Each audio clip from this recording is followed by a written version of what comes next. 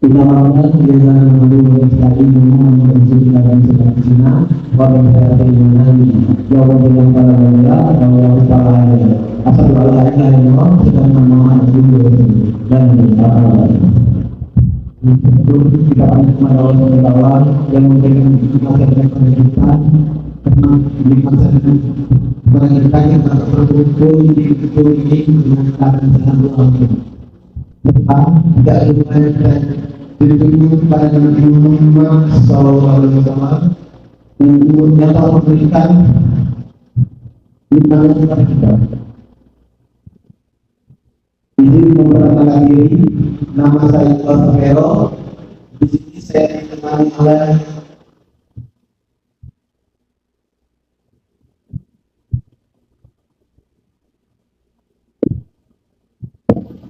Kita akan nama saya Muhammad.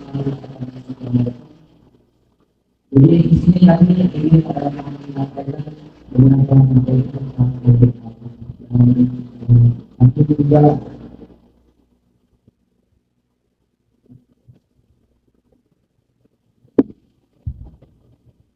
Assalamualaikum saya bukan saya mahasiswa program studi hukum salah satu di Universitas Muhammadiyah. Saya yang mau mensosialisasikan terkait hukum dan lain.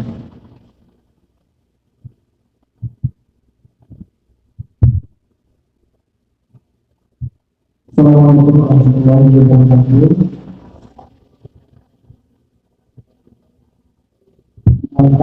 Nama saya dari Agama Muhammad, mahasiswa Fakultas Hukum dan Sosial, Fakultas Studi Hukum di Universitas Muhammadiyah Kota ini.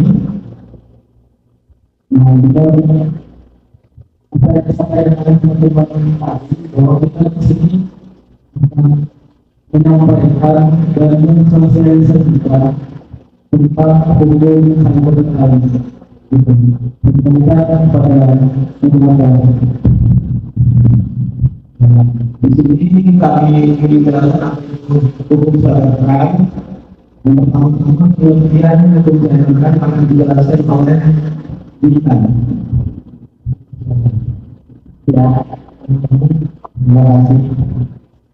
Ada peribahasa yang tidak ada kesempatan kedua untuk membuat masa yang pertama.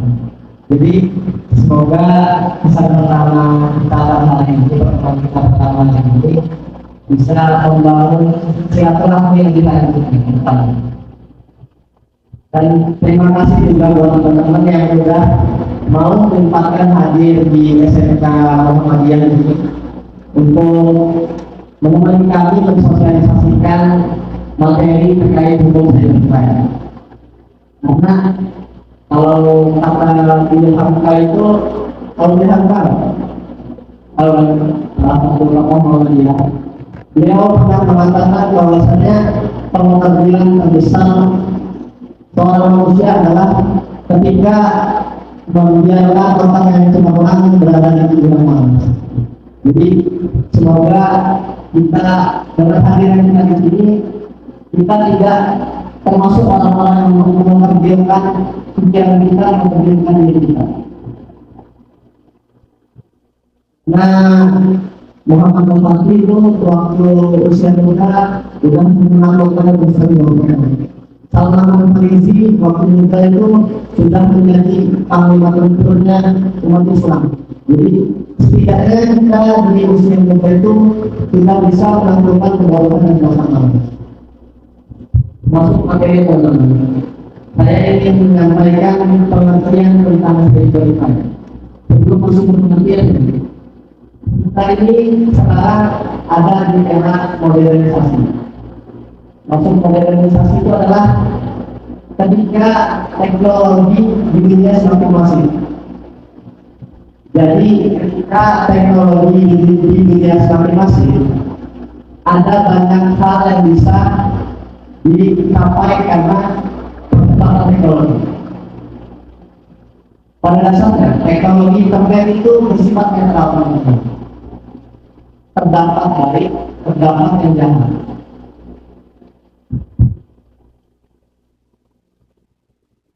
Akan tetapi fungsi dari internet itu mampu membawa kita kepada globalisasi yang bisa membuat internet menjadi satu solusi dalam tindak pidana kejahatan. Termasuk cybercrime. Pada cybercrime adalah tindak kejahatan yang melibatkan komputer dan jaringan. Cybercrime sendiri itu dilakukan secara online. Dan cybercrime ini adalah suatu tindak kejahatan yang harusnya dianggap serius. Karena akibat dari cybercrime itu bisa berpengaruh ke mental dan finansial. Semisal ya, kalau teman-teman punya ATM atau tidak, terus isi ATM kalian itu semisal 1 juta rupiah, karena dihack, uang kalian hilang. Nah memang finansial kalian itu loh, makanya itu cybercrime ini cukup bahaya. Makanya salah satu cara menanggulanginya adalah karena cybercrime ini tidak mengenal teritorial negara. Ketika saya di sini bisa aja yang ada orang Australia, orang Afrika, makanya tidak mengenal teritorial negara. Makanya salah satu cara menanggulanginya adalah dengan melakukan kerjasama antar negara dalam perjanjian internasional untuk menanggulangi cybercrime itu sendiri.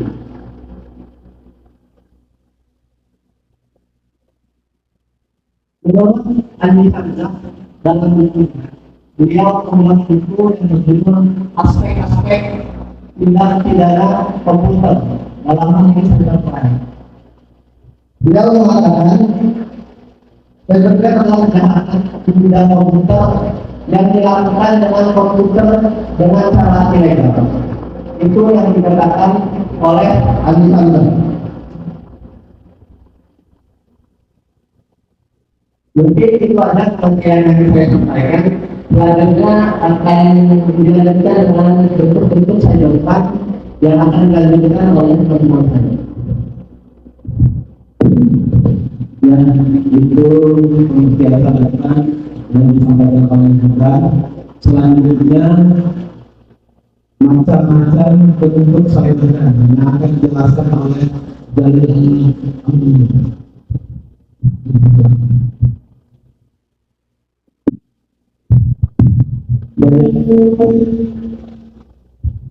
Baik, sebelumnya terima kasih banyak kepada moderator telah kesempatan untuk menyampaikan bentuk-bentuk cybercrime.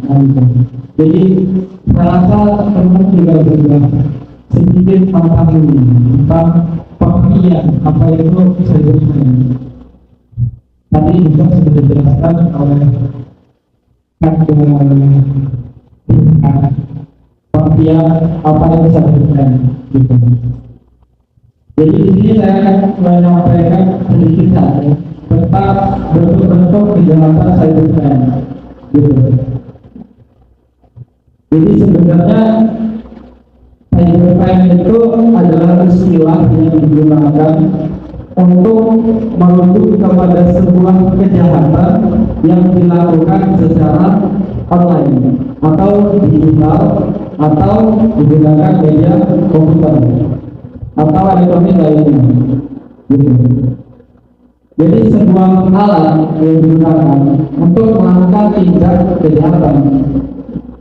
Handphone yang kita punya itu bisa saja menjadi sebuah atau salah satu aspek dalam kita melakukan kejahatan, tergantung bagaimana kita menggunakan handphone kita gitu. Tadi juga sudah dijelaskan ada dampak positif dan negatif dari perubahan globalisasi, perubahan dari tadinya tradisional atau secara manual kepada era modern gitu. Jadi salah satu bentuk dari cybercrime itu adalah hacking. Pernah dengar hacking? biasa hacking. Nah, jadi hacking itu kan adalah sebuah perbuatan yang mana kita masuk ke dalam sebuah sistem orang lain, bisa website contohnya. Jadi ketika kita memasuki laman website seseorang tanpa izin, nah itu adalah sebuah tindakan ilegal, gitu. Ilegal, apalagi kita melakukan sebuah kerugian dalam website itu, misalkan mencuri data, menghapus data, ataupun merubah tampil website dan lain-lain. Hacking itu sebuah perbuatan yang pelakunya disebut hacker, gitu. Jadi sebenarnya tetapi ada perbedaan antara hacker dan cracker. Nah, hacker itu dia bisa disebut juga dengan istilah white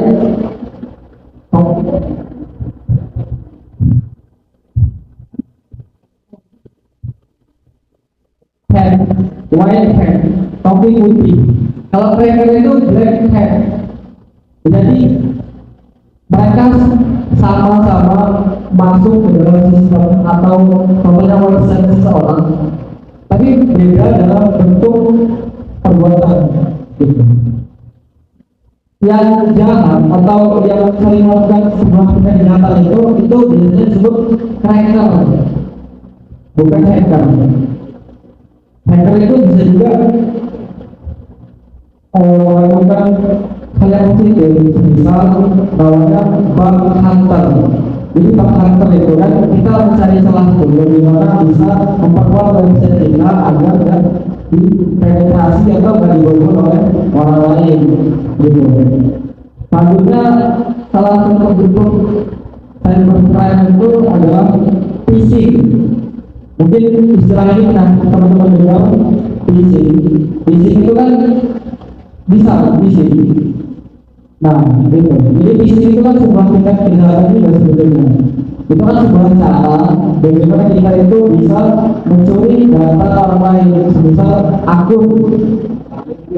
Nah, melalui link. Jadi link itu sengaja kita buat, kemudian orang lain mengklik link itu, kemudian mengisi data-data informasi pribadinya, dari situ kita bisa mengambil keuntungan.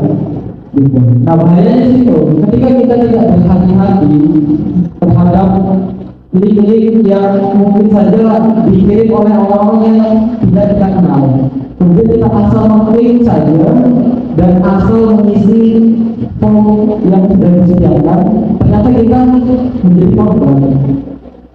Jadi ketika kita mengisi data pribadi, informasi nomor telepon, kata sandi, email, dan lain-lain, nah itu kan bisa masuk ke pada orang yang punya link itu tadi. Nah, link itu tadi ketika orang sudah mendapatkan data itu yang amat sangat disayangkan nanti bisa saja disalahgunakan, gitu. Itu kan dikhawatirkan. Selanjutnya ada istilah cyberbullying. Ada yang namanya cyberbullying. Terdiri dari dua kata, cyber dan bullying. Cyber itu bisa dikatakan online lah, atau kegiatan online. Dan bullying, apa bullying? Ya, pembulian. Kemudian itu bentuknya seperti apa? Penghinaan, kemudian bisa juga pelecehan, bisa juga pengancaman dan lain-lain. Jadi kan kita sering juga menjumpai bahwa orang-orang itu secara tak sengaja atau tanpa sadar itu melakukan cyberbullying.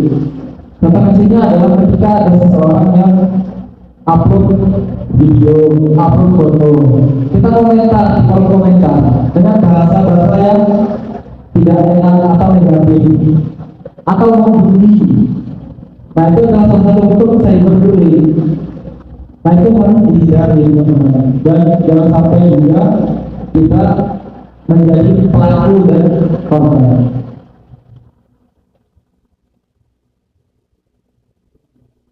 Selanjutnya adalah Contohnya yang pernah terjadi di Indonesia itu pelakunya adalah Biorka, pernah Biorka, Biorka. Apa yang dia lakukan? Ya, terus, ya, betul. Nah itu adalah salah satu bentuk atau contoh dari cyber crime gitu kan. Jadi cyber crime itu kejahatan media, kejahatan dunia maya gitu kan, yang dilakukan secara online dan berbeda. Hal-hal yang bentuknya kejahatan dan dilakukan secara online itu masuk dalam kategori cyber crime. Contohnya judi online. Biasanya kan kita sering berupaya melihat orang-orang yang melakukan perjudian itu secara konvensional gitu kan, atau manual. Gambling, sedangkan tadi perdagangan dan lain-lain lah, saya kalau tahu ini. Nah sekarang udah canggih gitu kan. Tahun itu kan di online semua dan lain-lain. Itu salah satu bentuk cybercrime juga. Mungkin itu saja gambaran dari contoh-contoh cybercrime. Nanti akan dilanjutkan oleh teman-teman saya. Mungkin itu saja yang bisa saya sampaikan. Dan ini, Assalamualaikum warahmatullahi wabarakatuh. Ya, terima kasih untuk Pak Gayari atas macam-macam bentuk cybercrime. Dan selanjutnya saya akan menjelaskan contoh-contoh kasus cybercrime.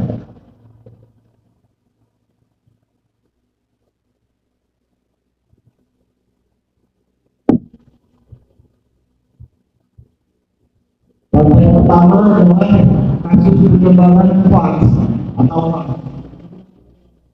Maksudnya itu penyebaran hoax, berita-berita yang tidak benar di media sosial, itu masih masuk dalam cybercrime. Yang kedua itu kasus penipuan online, itu dia masih masuk hukum cybercrime. Yang ketiga kasus penghinaan atau pencemaran nama baik yang dijelaskan oleh tanda jalan tadi, itu masuk dalam kasus cybercrime. Yang keempat kasus penyebaran konten asusila. Yang kelima kasus akses ilegal atau hacking, seperti mengirim link itu tadi, mengirim link kita masuk dan mengirim data-data pribadi, itu masih masuk dalam kasus cybercrime. Yang terakhir kasus pemerasan online. Karena tadi ditagih sama hacker itu, dia bisa minta bayaran. Kalau enggak, data pribadi kita bocor. Di situ, itu masuk dalam kasus-kasus cybercrime. Yang terakhir adalah bahaya dan himbauan, akan dijelaskan oleh Fadil.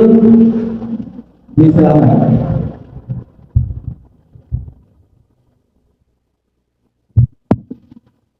Terima kasih.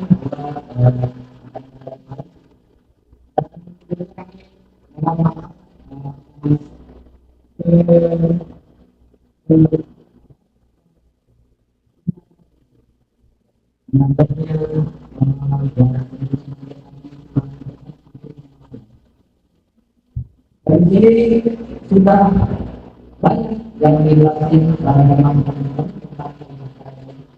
Dan yang pertama itu adalah di mana bahaya dari cybercrime ini.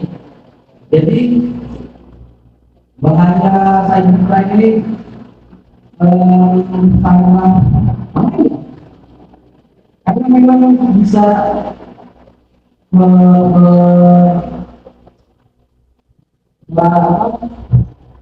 kita mendapatkan kerugian dari finansial, dari data-data yang orang, dan gangguan lainnya. Seperti contohnya di mana tadi yang dijelaskan oleh ada juga tadi antara finansial dan kita punya uang di ATM, terus di hack sama orang, terus hilang dari kita.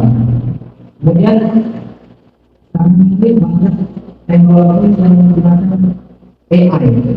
AI itu dimana kita bisa apa aja yang kita bisa memberikan bantuan sama teman-teman. Jadi bisa kita menggunakan sosial media tidak baik, menggunakannya dan bisa saja kita diambil data atau itu biasanya perempuan-perempuan yang sering banget di apa jadi wajahnya di PIN terus di sebarluaskan dengan kemudian ada semangat dan sebagainya. Jadi untuk itu cara proses penanganannya dengan agar pertama kita harus mempunyai mandiri jelas agar tidak menjadi terus ini juga harus siap teratur untuk melalui perangkat kita supaya sistem yang kita gunakan itu tidak jauh lagi ada beberapa cara dan yang paling utama itu email kita supaya kita tidak terlepas dari pantauan kita diambil sama orang lain. Kemudian kita menggunakan koneksi internet yang baik dan aman supaya koneksi itu tidak jadi bisa melakukan transaksi lewat sistem teknologi sana. Jadi kalau memang sudah ada terkena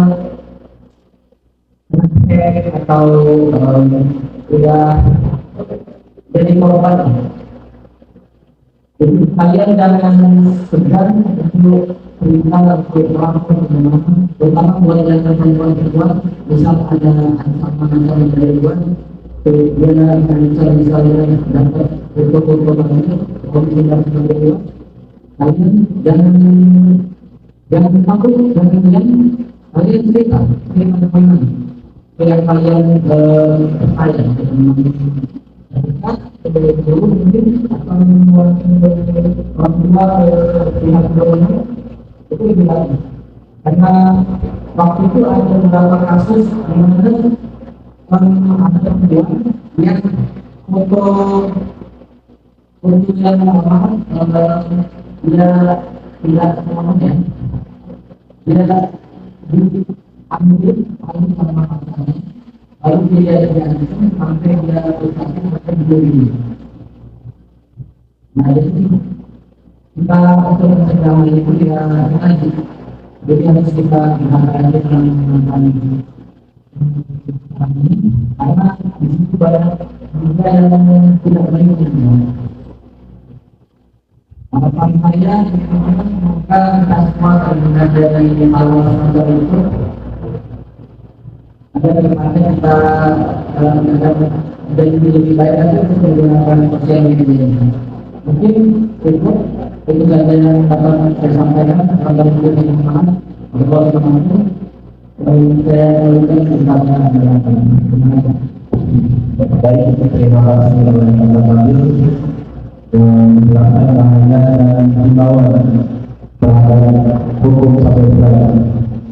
Mungkin itu saja yang dapat kami sampaikan tentang hukum sabarkan.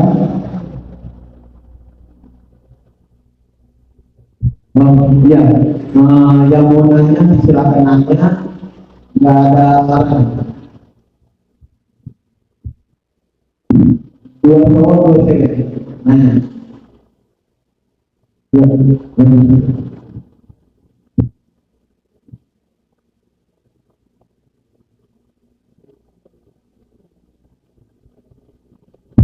Assalamualaikum warahmatullahi wabarakatuh.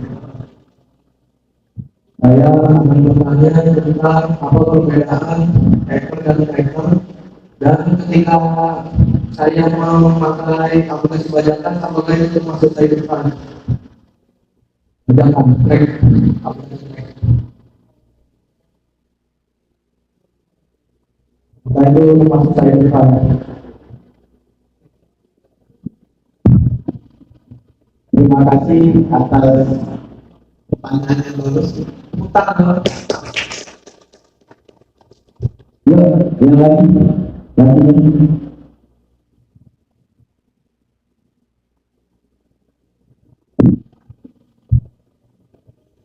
Assalamualaikum. Saya ingin bertanya tentang pasal dan undang-undang tentang tersebut. Oke, ini mau dilaku dulu atau lanjut beritahu? Kamu? Ya, bagus pertanyaannya. Ya, yang silakan bertanya. Kalau sekarang nggak akan kena marah, nggak akan dimarahin pertanyaannya. Ya.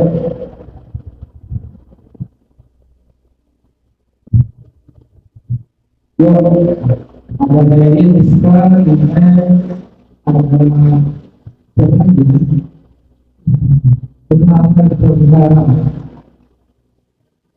mustahil dan PKB siapa dia? Apa yang dapat kalau makanya dengan dari email harus kita menunjukkan Rizka kan ada apa yang mau bertanya.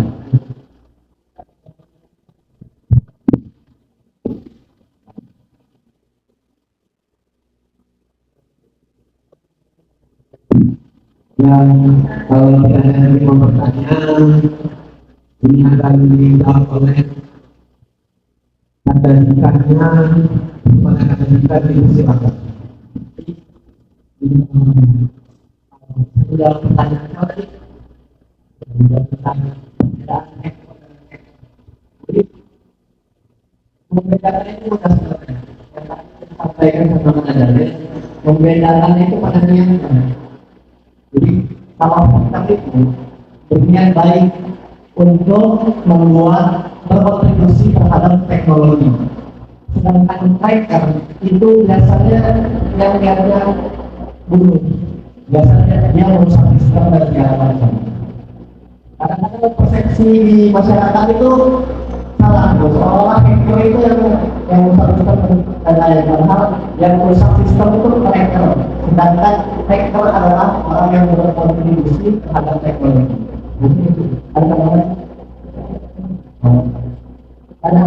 Dalam pasal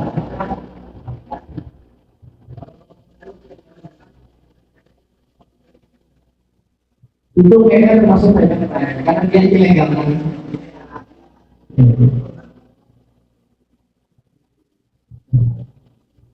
Ya kalau bisa dihindari. Segala sesuatu yang sifatnya ilegal dan melawan dengan itu lebih baik dihindari. Jadi saya akan menjawab pertanyaan dari Alim Putra. Jadi tadi pertanyaannya adalah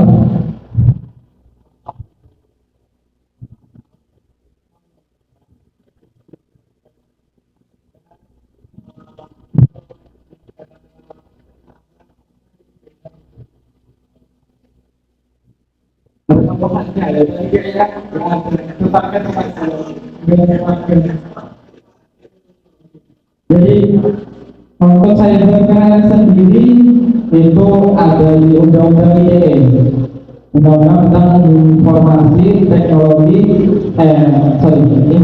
dan transaksi elektronik. Jadi cybercrime itu gini, misalnya bentuk kejahatannya itu adalah cyberbullying, penghinaan. Pidana penghinaan itu kan ada di Kitab Undang-Undang Hukum Pidana dengan pasal 110. Nah, karena bentuknya itu elektronik secara digital, dia masuk ke awal dasarnya adalah undang-undang penghinaan, tapi dia juga jatuhnya undang ITE di undang-undang informasi dan transaksi elektronik. Nah itu gitu.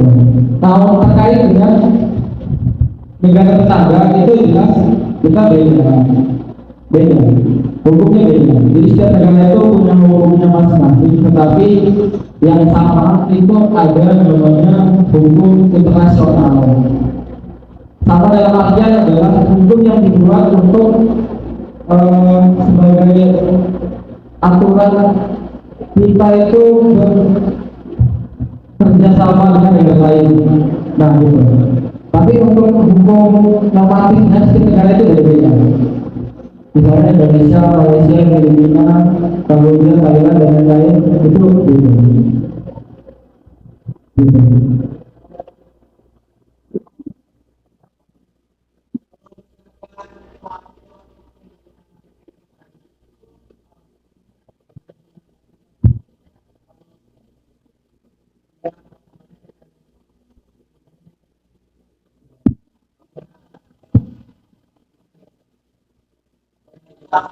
Jadi tergantung dengan perbuatan apa yang sudah dilakukan dan seberapa besar kerugian yang dialami oleh orang lain. Jadi cybercrime itu adalah kejahatan yang dimana bisa diusut bisa diusut ketika ada yang melaporkan dan ketika ada orang yang merasa dirugikan dan melaporkan perbuatan itu. Selagi belum ada laporan yang masuk ke pihak yang berwajib kepolisian, itu belum bisa diproses ke polisi tidak.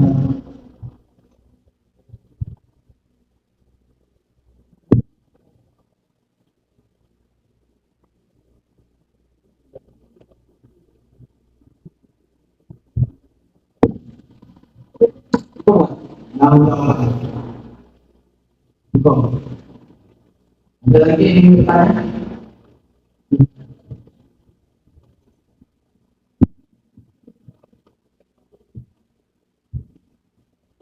Assalamualaikum warahmatullahi wabarakatuh. Nah, di sini saya seperti singgung tadi soal cybercrime dan artificial intelligence AI. Jadi sekarang artificial intelligence itu sudah merambah ke cybercrime dan sekarang sudah ada video yang jadi wajahnya, video yang suaranya diubah, bercakapnya diubah. Dari situ bagaimana cara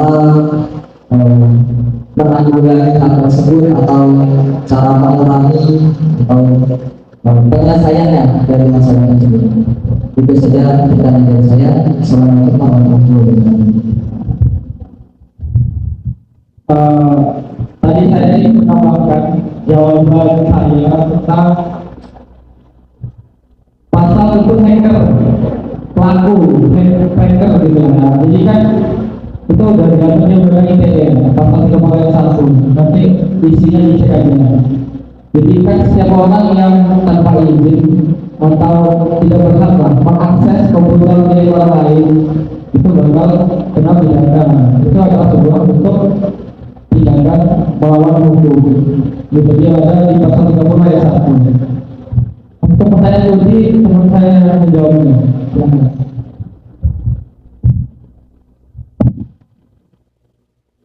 Jadi AI yang itu sangat bahaya. Karena itu tadi pertama kita harus menjaga menggunakan data tempat kalian untuk menyimpan video-video lainnya. Semisal punya handphone, kita harus dilakukan kalau pakai bilang di orang atau gimana. Dan biasanya orang itu mengambil foto itu di pribadi itu lewat akun pribadi, dimana saya misalkan Facebook dan lain sebagainya itu Sebaliknya ini aplikasi karena dunia luar bisa tahu kita, jadi kita kalau sendiri lebih tahu kita, jadi itu kurang mudah sih sebenarnya hanya posting yang banyak misalnya sekali dia mungkin video kita akan tahu apa yang banyak dan memang yang menimbulkan hal-hal itu dari tentang yang makin tadi jadi kurang dari itu mulai dengan hal-hal yang kita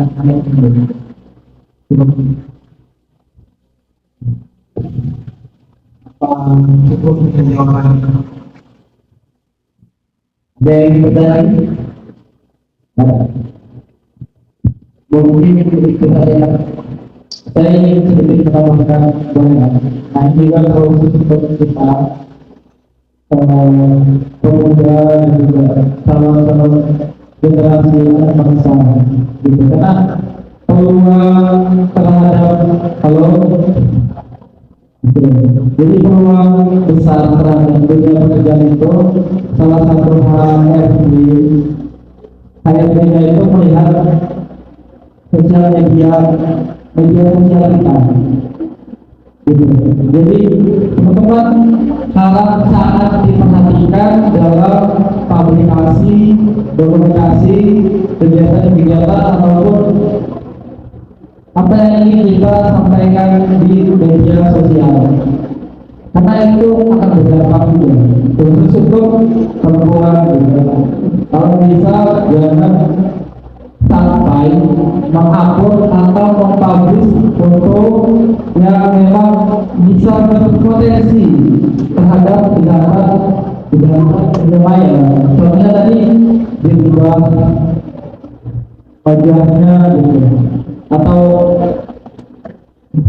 nah itu pokoknya sangat berbahaya.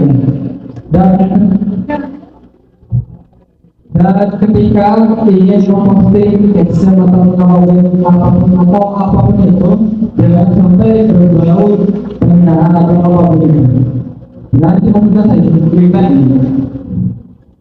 Pokoknya perlu diperhatikan gitu. Ketika kita aktif di media sosial atau di dunia maya, jangan juga kita mengupload sesuatu itu tanpa izin dari pemiliknya, karena video, musik, dan lain-lain itu punya hak cipta yang tidak bisa kita dengan semau mau kita publish gitu. Karena bakal dengan copyright juga gitu. Mungkin itu saja yang bisa saya sampaikan. Dan terima kasih.